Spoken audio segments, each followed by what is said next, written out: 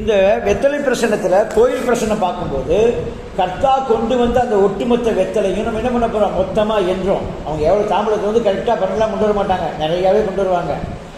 ஆமாம், நிறையா கோயிலில் கிராம கோயிலையா நிறையா பொருளாதார பிரச்சனை இருக்காக கொண்டு வச்சுருவாங்க சாமிக்காக. இப்போ நிறைய வெத்தலை இருக்கும், அவ்வளோ வெத்தலை மொத்தமாக கவுண்டிங் பண்ணி எண்ணணும். எண்ணி வந்த வெத்தலையை முதல்ல என்ன சொல்கிறாங்க, இங்கே தேங்காய் இருக்கணும், தேங்காய், பழம், புஷ்பம், சூரம், பத்தி, எல்லாமே இருக்கணும். அதெல்லாம் நம்ம பிரிக்கணும். பஞ்சபூதங்களுக்கு எந்தெந்த இது எவ்வளோ வச்சுருக்காங்க அப்படின்னு பார்த்து, பஞ்சபூதங்களுக்கு 5 பூதங்கள் எந்த பூதம் மேலோங்கி இருக்கிறது அங்கே, அதுதான் அங்கே டாமினேட் நிற்குது, இப்போ தீர்மானிக்கிறது நிற்குது. எது அதிகமாக இருக்குன்னு பார்த்து அதில் தூய்மை இருக்கா, அதுலேயே அசுத்தத்தன்மை இருக்கான்னு கவனிக்கணும். எத்தனை விஷயங்கள் அதில் இருக்கிறது. அப்போ இதெல்லாம் முடிவெடுத்துட்டு நம்ம அந்த வெத்தலையை பார்த்ததுக்கப்புறம் பின்னாடி அந்த வெத்தலையை மொத்தமாக எண்ணுறோம் இல்லையா, எண்ணி வந்து நம்ம ஆளுட கிரகத்தை நம்ம பார்க்க தெரியணும், ஆளுட கிரகத்தை கண்டுபிடிக்கணும். தாம்பூல ஆளுட கிரகம் நமக்கு வேணுங்கிறதுக்காக நம்ம என்ன பண்ணுறோம், ஒட்டுமொத்த வெத்தலையும் எதால் பெருக்க போகிறோம், முதல்ல 2ஆல் பெருக்கி வந்த தொகையை மறுபடியும் 5ஆல் பெருக்கணும். 5ஆல் பெருக்கி வந்த தொகை என்ன செய்யணும், +1 சேர்க்கணும். சேர்த்து வந்ததை மொத்தமாக 7 கிரகத்துக்கு டிவைட் பண்ணி வகுத்துடணும். 7ஆல் வகுத்த வந்த மீதம் எத்தனை பார்க்கணும், வேறு கம்மியாக 35 தான் வந்திருக்கு, 28, 30, அதையும் மறுபடியும் 7ஆல் தான் வகுக்கணும். வகுத்து கடைசியாக எவ்வளோ வருதுன்னு பார்க்கணும். அந்த வந்தது எதுன்னு பார்த்துட்டு அதுதான் ஆளுட கிரகம், அதான் தாம்பூல ஆளுட கிரகம் கன்ஃபார்ம் பண்ணி முடிவு செய்யணும். முடிவு செய்ததுக்கு பின்னால் அது கோச்சாரத்தில் அந்த கிரகம் எந்த ராசியில் இருக்குதோ அன்னைக்கு கோச்சார கிரகத்தை டக்குன்னு அடைவு செய்து அந்த கோச்சார கிரகத்தில் அந்த ஆளுட கிரகம் எதுன்னு பார்த்து 1 வந்தா சூரியன், 2 வந்தா சந்திரன், 3 வந்தா 4, அது அப்படியே வச்சுக்கணும். சரியா? ஆமாம், அது அப்படியே வச்சுக்கோங்க. அந்த அடிப்படையில் எந்த கிரகம் இருக்கோ அந்த கிரகம் கோச்சாரத்தில் எந்த ராசியில் இருக்கிறான்னு பார்த்து அதுவே ஆளுட ராசி அப்படின்னு போட்ட வேண்டியது. அந்த ஆளுட ராசியில் எந்த கிரகம் இருக்குன்னு பார்த்து நம்ம பலன் எடுக்க போகிறோம். ஆளுட ராசி முதல்ல தாம்பூலத்தை வச்சு எல்லாம் பார்த்துட்டீங்க.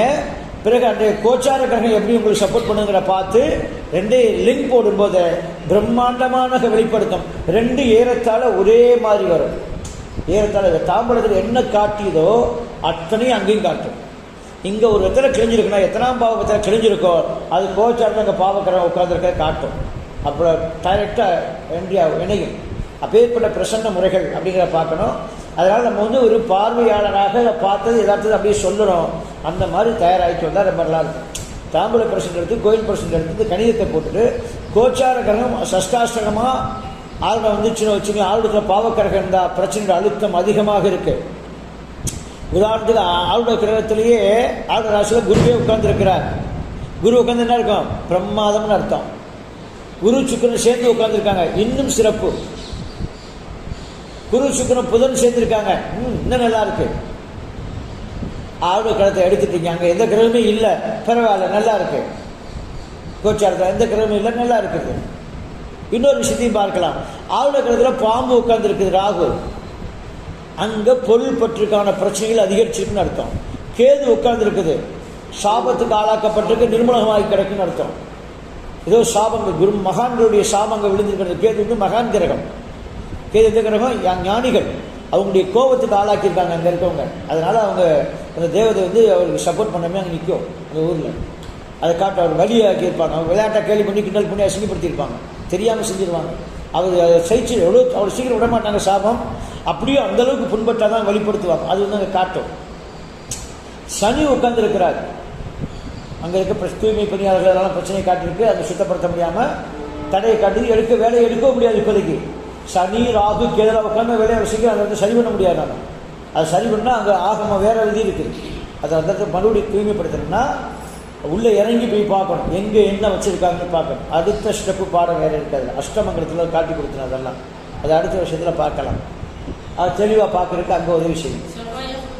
செவ்வாய் இருந்தால் பிரச்சனை கொஞ்சம் டென்ஷன் தான். ரத்த சம்பந்தப்பட்ட விஷயங்கள்லாம் பாதிச்சிருக்கு, உறவுகளில் பிரச்சனைகள், அந்த காரவத்துவங்கள்லாம் நீங்கள் கிரியேட் பண்ண தெரியும். செவ்வாயுடைய காரவத்துவம் அங்கே சிக்கலாக இருக்குன்னு அர்த்தம். அந்த வீடு எந்த வீடாக இருக்குது, நீர் ராசியா, நிலராசியா, நெருப்பு ராசியா, காற்று ராசியா பார்த்து அது சார்ந்த மூலப்பொருளை கையாண்டிருக்காங்கன்னு அர்த்தம். அது ஆளுட கிரகம் எந்த ராசியில் உட்காந்துருக்கு, ஆளுட ராசி எந்ததாக விழுந்தது, அது சரசிர உபயங்களில் எப்படிப்பட்ட ராசி உட்காந்துருக்குன்னு ஒன்று கவனிக்கணும். அது நிலநீர் நெருப்பு காட்டில் எது உட்காந்துருக்கு பார்க்கணும். சிரராசியாக இருந்தால் பிரச்சனை ஆழமாக இருக்குன்னு அர்த்தம். பாவக்கிரகம் உட்காந்து சிரராசி ஆட இருந்தால் அழுத்தம் எடுக்க முடியாமல் கிடக்குன்னு அர்த்தம்.